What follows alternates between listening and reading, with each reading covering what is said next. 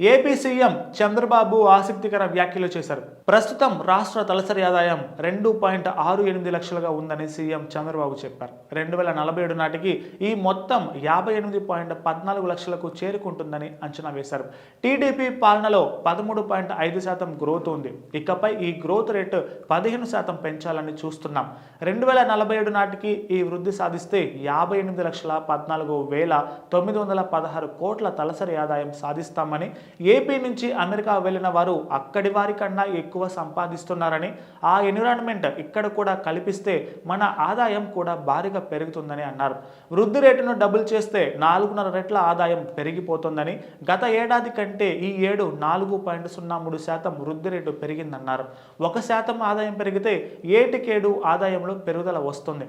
ఈ ఏడాది growth rate 12.94% పెరిగిందని, రాష్ట్ర సొంత ఆదాయం అటు ఎఫ్ఆర్బిఎం కూడా ఇలా వెళితే భారీగా పెరుగుతుందని, ఈ వృద్ధి రేటు సాధించకపోతే అప్పు చేయాలి, అప్పుడు డెప్ ట్రాంప్లోకి వెళ్ళిపోతామని, ఆదాయం పెరిగితేనే ప్రజల జీవన ప్రమాణాలు పెరుగుతాయని, గత ఏడాది వృద్ధి రేటు 8.20 ఉంటే ఇప్పుడు 12.94%కు చేరిందని అన్నారు.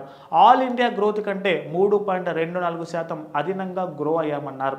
2019-24 కాలంలో పర్ క్యాపిటా ఇన్కమ్ కూడా పడిపోయిందన్నారు.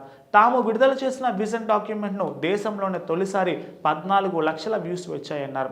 వికసిత్ భారత్కు కూడా ఈ స్థాయిలో స్పందన రాలేదని ఆయన తెలిపారు.